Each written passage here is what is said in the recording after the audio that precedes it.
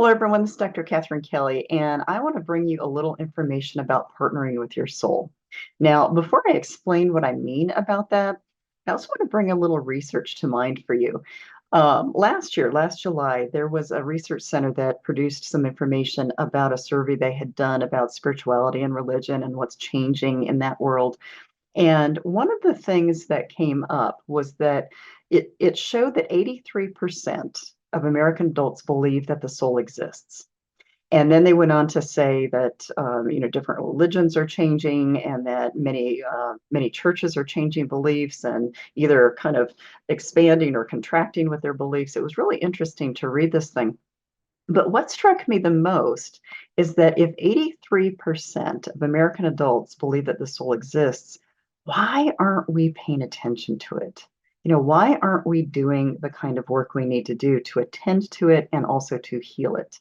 Now, I'm going to show you a little diagram that I drew, and I've been using this with clients recently, and my graphic artist is putting a much better form of this together for me. But, if 83% of us believe that the soul exists, and we spent this much time, if any, talking about it, what does that mean for healing? And so this diagram that I have for you, hopefully this will come, there we go, come into view, might help you understand this. So typical treatment is based on the body or the mind, but we never attend to the soul.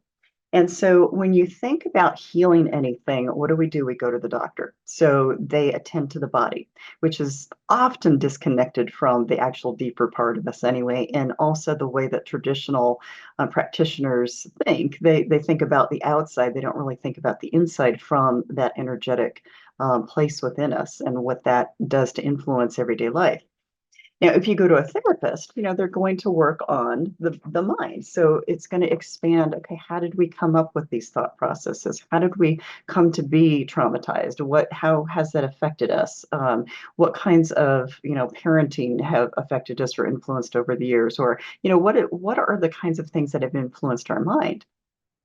But if we think about treatment from the body, mind, and soul perspective, we also have to think about the fact that the soul's perspective is much larger than the body and the mind. And in fact, this circle probably should be far bigger with what I know of the soul, because there are so many outer layers of what happens in everyday life that are influenced directly from the soul, whether it's soul trauma, soul injury, whether it's soul age, whether it's the soul's composition, whether it's planetary influences that affect us.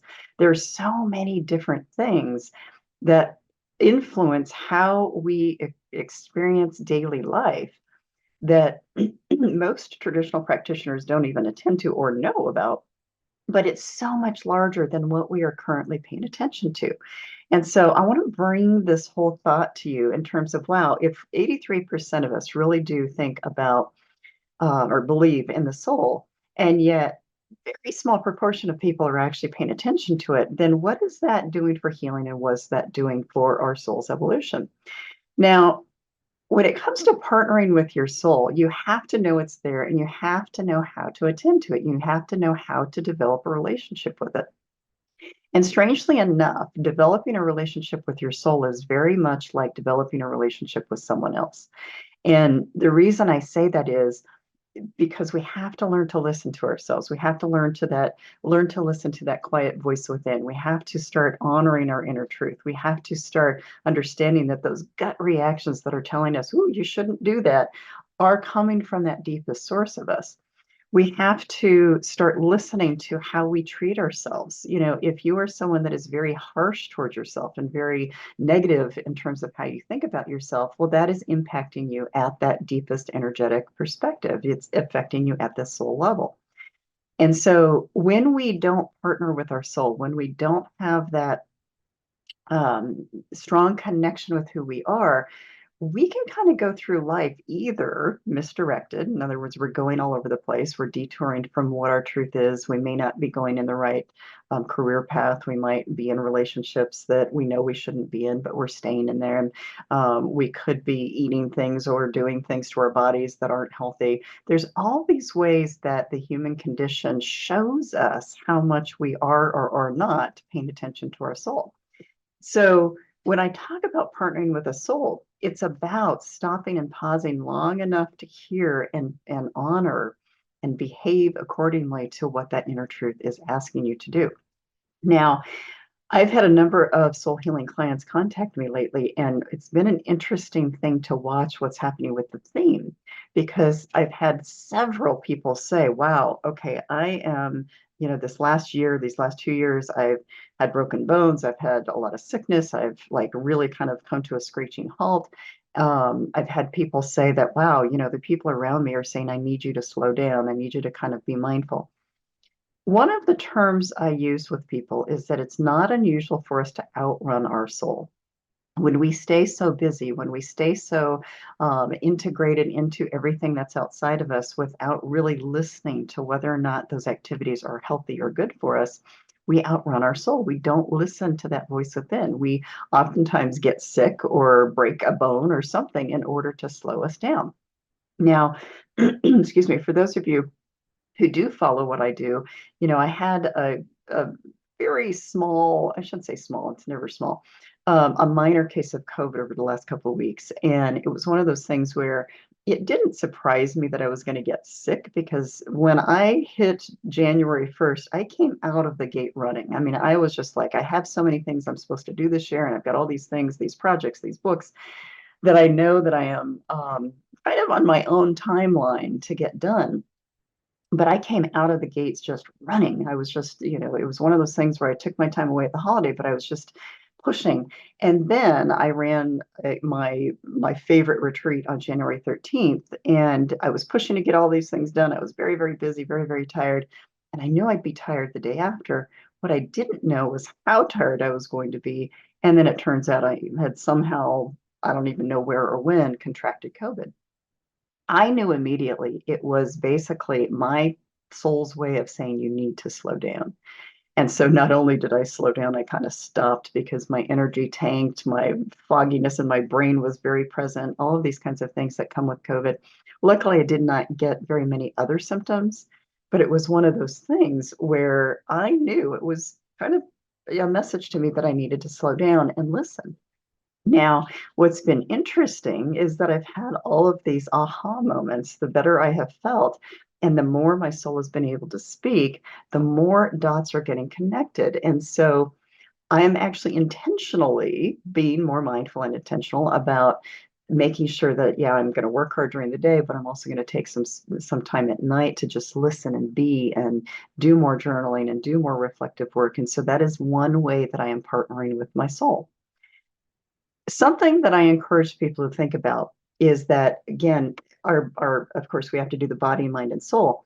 If you are one of those people that is extremely harsh on yourself, extremely critical of yourself, you push yourself really hard, you criticize yourself left and right, that is actually damaging not only your mental health, but it's damaging your soul.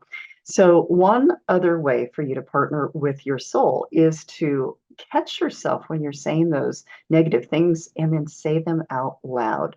Now, I know that can sound very distasteful and just unpleasurable to do, but it is a wonderful way to partner with yourself because your soul does not want to hear that stuff. Your soul says to you, no, whoa, I don't, now that I'm hearing it out loud, I don't want to hear it. You would never receive those things from someone else the way you receive them for yourself, and you would never say those things to someone else. And so by bringing them to the mind, to the conscious mind, and getting the voice outside of you, it is one of those ways to partner with yourself to say, wow, okay, that is not partnering with myself to hear those things or say those things. So you learn to treat yourself better. You learn to partner with yourself. You learn to love yourself. You learn to be nurturing and kind to yourself like you are to most other people. And so that is just one other way to partner with your soul. Now, I'm going to tell you a little story. So years ago, excuse me, and I don't even know how many years ago this was, probably 12 years ago, maybe 15 years ago.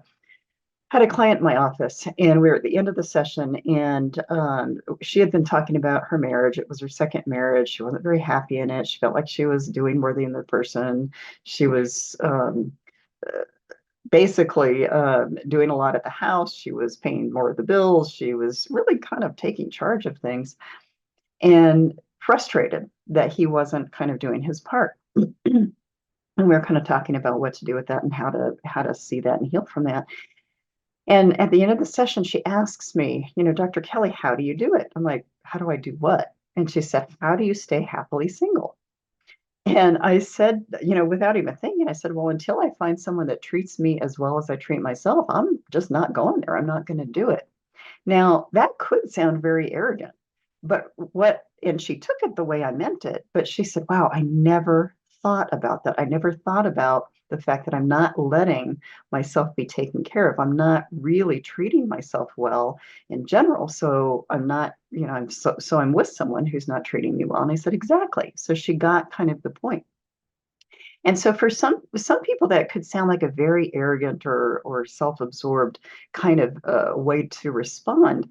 But one of the things I have learned over the years, especially having had pretty terrible self-esteem as a kid, is that if I don't love myself, if I don't treat myself well, if I don't partner with that inner part of me, not only am I not going to invite people into my life and allow people into my life that are loving and wonderful and who cherish me, but I'm also not going to um, feel good. It's like the more radiant you feel within, and that's why I use the word radiance with soul health is the more you treat yourself as a partner, the more you listen to what you need, the more you set those boundaries with yourself when you need to, the more you treat yourself as if you were in a relationship with yourself. That alignment, I use that word all the time, but that alignment is exactly what we need in order to create that best relationship with ourselves. And, when I talk about self-love with people, a lot of people want to roll their eyes, or a lot of people say, oh gosh, I've been told that's very selfish to have self love. And we have to understand from a soul perspective, and I'm saying purely from a soul perspective. We could talk about it from mental health, and yes, self love is helpful for mental health, but from a soul perspective, it is the hardest thing for us to do because our human condition, we treat ourselves pretty poorly. But it is the most important thing to do because when we learn and live self love, not only do we feel that radiance and align our lives, but that's how we evolve. So, for those of you who wonder, why is it that we reincarnate? Why is it that we have to come back?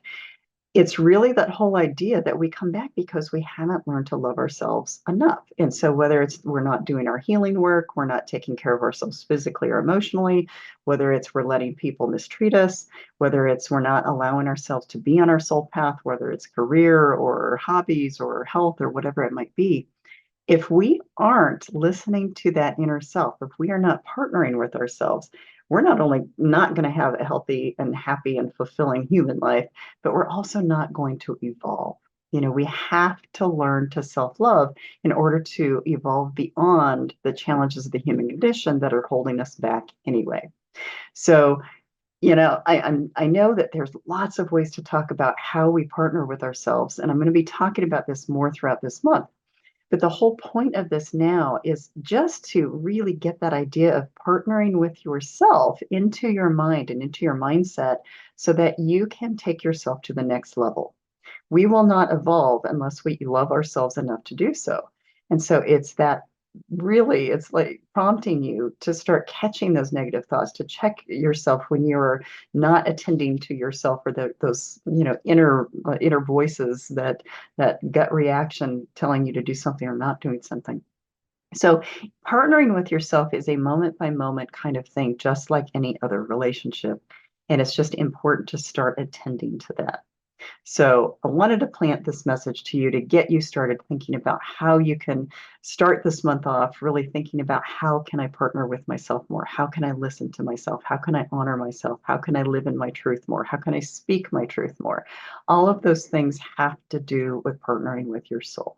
So planting seeds, I'm going to germinate them with you later, but I just wanted to give you this information to really get you thinking about how to do your human condition differently so that you can really enhance that experience of your soul and, bring that soul to light, bring that soul to a much higher place in your awareness. That is what conscious evolution is about.